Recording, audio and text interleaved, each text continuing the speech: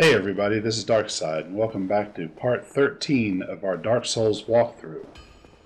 Yeah, as you recall, the last time we just finished off Moonlight Butterfly, and so we're going to take that Divine Ember that we got from the top of his little bridge over there. We're going to take that over here to Andre, and Andre is going to be able to allow us to create holy weapons, which is going to be good, considering that I'm hopefully planning on making this a divine faith-wielding character. You made a fine decision. You soon shall see. But even though I did kind of poke around there a little bit, I didn't find anything that I really wanted to upgrade at the moment because, of course, my currently, as the time I'm doing this, my faith is only 12. So it's really not going to do me great in order to do that yet. So we'll hold off on it until I'm actually ready to start leveling up again.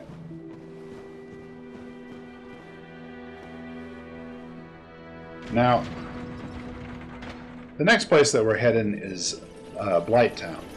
And I know that there's two ways really to get down to Blight Town. The first way is through that door that we opened up in the depths, over there close to the merchant down there. And I personally just don't like that way. Mainly for the very beginning of it.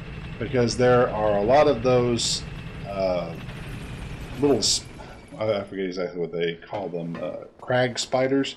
I'm not sure exactly what they used to be. People, they're kind of zombies, but they turned into something a little weirder than that. And it's full of those things, full of dart spitters or dart shooters, and a little narrow path that's easy to get knocked off on, and some of the dung throwing brutes here. We're getting ready to run by 3 of those right at the moment. And I do mean run by because we're planning on just running right by them. I typically don't like to fight them here. There's plenty of space here. So you should feel free to just cruise right on by them. Chances are they won't hit you much. You do get caught every now and again. One thing to note in Blight Town here is wherever you see these little torches, like off to my right there, this usually denotes a place where you can find a ladder. If it's just on the top of a little wooden stick like that, it's definitely a ladder. So look for light whenever you're moving around in here, and it will help guide your way.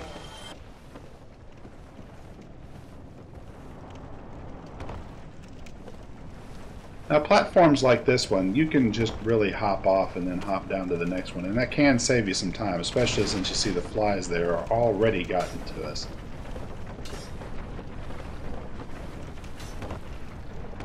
And then watch what you do, because that nearly killed me. That was blind luck right there. As you can see, the last time I came down here, I didn't have such great luck. Just roll onto this platform in order to get down. A simple roll will suffice. Don't try any jumping or else you'll wind up propelling yourself off, and it is a long way down. Roll again to get off. You can either hop down that or take that take that ladder right there. And looky here, ground. Or at least the closest thing that passes for ground in this place. Right off to my right is the swamp, and the swamp is not my best place, or well, it's not my favorite place at all, mainly because, well, for one, as you saw, it's toxic, or rather poisonous. So we get into the swamp, we start building up poison. Poison's never good. But this is the reason why we went farming and got ourselves lots of moss, right? And it was while I'm down here, I decide, you know what? I really, really, really don't like going through this stuff, and it's going to take me forever to trek around in this swamp as it is. And there is an item that will allow you to walk through this water just as if it were a regular dry land. So I think to myself, hey, I just got down here, but let's go ahead and get back out. And we're going to go get the rusted iron ring. But just so we didn't come down here as a complete waste of time, let's head on up and pick up a Firekeeper's Soul and clear out some, well, fairly nasty dart shooters while we're here.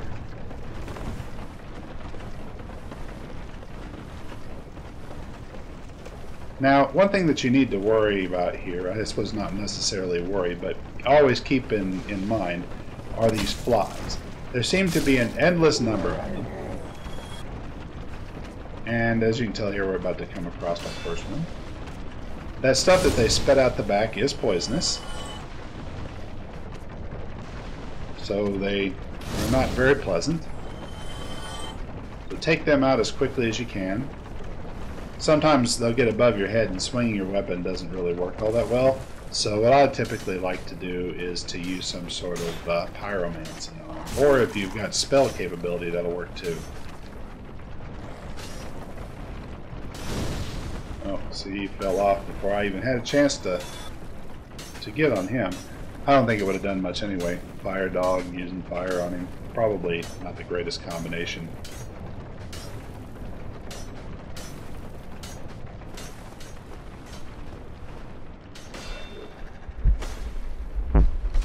Come here, Mr. Fire Dog. Now, there are a number of those dart shooters in here. I mean, a lot of them. You can see one of them just fell out right down behind me. So, one down. Oh, and they do give you purple moss clumps, which I guess is an added bonus. Unfortunately, in order to cure the stuff that they're shooting at you, you actually need the blooming version of it, so I suppose it's not going to be that easy. I mean, the back of the box did say prepare to die, right? They're not just going to hand you the item that you need in order to cure yourself on the guy that you've got to kill, right? Luckily, they do a pretty good job of falling off themselves, or at least these first couple do.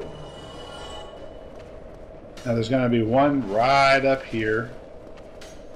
As you can see, I'm not really even all that worried about protecting myself against their attacks right at the moment. Toxin is already knocking off my health pretty good, and I really don't need to worry about getting more poisoned, at least until that meter runs out. So we've got time to come over here and take these guys out right fast. I think we got the guy on this side. Yeah, he's the one that fell down.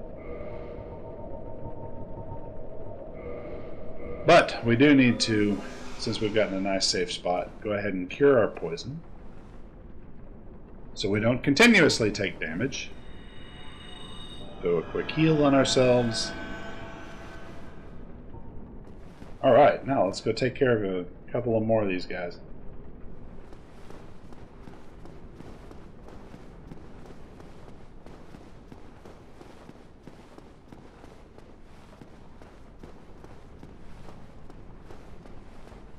Right to our right here, down to the right side there. There's another one over there. And see, the great thing about these guys, I suppose great for them, not so great for us, is their ability to camouflage. I mean, if you get up close to them, you can see that they're near perfectly black in a very dark space.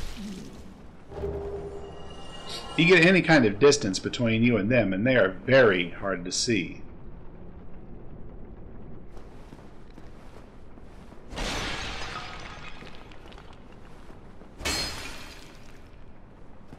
I'll clear out the rest of those things. Now, I'm actually right above that Firekeeper Soul that I decided I wanted to come over here and get. So all we really are is just 2 dogs away from being able to get that. And we're going to try a plunging attack here. Didn't get both of them, so we're going to have to turn around and get this guy on our own. And we are well rewarded. This is probably one of the more dangerous Firekeeper Souls to get to, aside from the one in Andor Londo. Not Andor Londo. New Londo Ruins, excuse me. But we've just now found out that we have forgotten one of these guys, so we need to head back up and kill the last one, and then we can get out of here.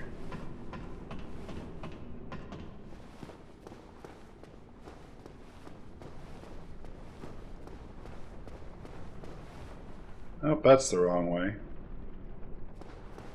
Oh, see, there are the darts. Coming at us again. He's on the other side.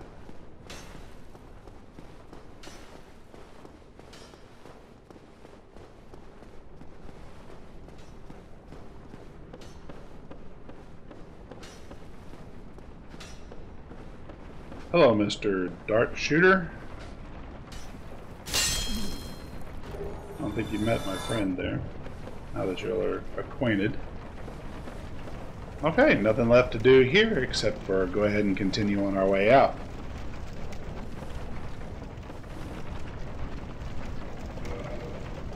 Yeah, we better rate that one strong poison head. Aha, and here, through the magic of video editing, we are now back at the Firelink Shrine. Now we're going to be heading to the Northern Undead Asylum in order to get this ring. And in order to be able to get the ring itself, I've got to get one item from Firelink here that we haven't previously gotten.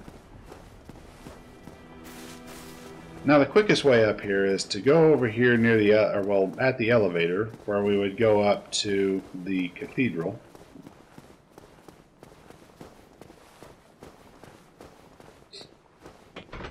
Hop on, turn around, and immediately get prepared to walk right back off. After a short trip over here, kind of line yourself up with that little pillar right there, and all you really need to do is just roll off onto it. You don't need to jump, anything fancy. One simple roll will put you exactly where you need to be.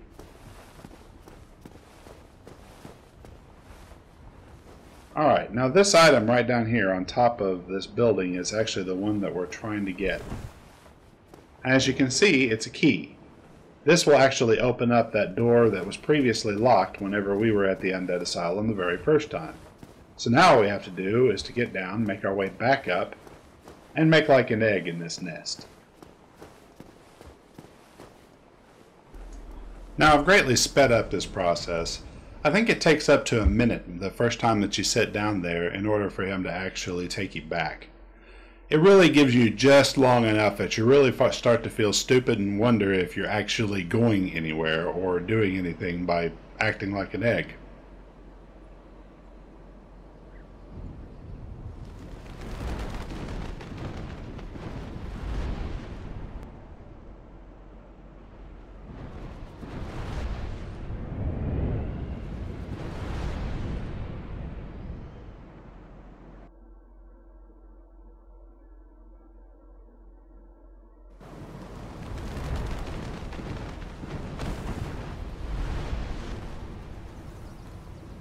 And here we are, back where we started. Few new things. For one, you come out here and you see all these mountains around you and you think that there's like land everywhere. But whenever you get out to Firelink, and all of a sudden if you look around, you don't see anything around. Just very strange. And you see that building right over there to the right. That, for some strange reason, looks just like a structure inside the painted world of Aramis. Oh, we'll go there eventually, and I very well might remark upon it again, but I just really noticed that wow, that looks strikingly like a structure over there. Hey, look at this. These guys have escaped. They've escaped, they've somehow managed to produce fire, and they are now going to try to use it on me. Well, we have something for them.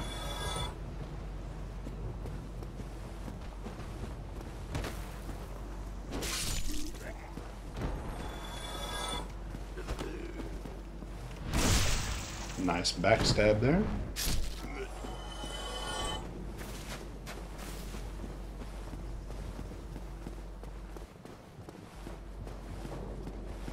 Alright, now you notice I'm taking care to walk around this section. You'll find out why probably in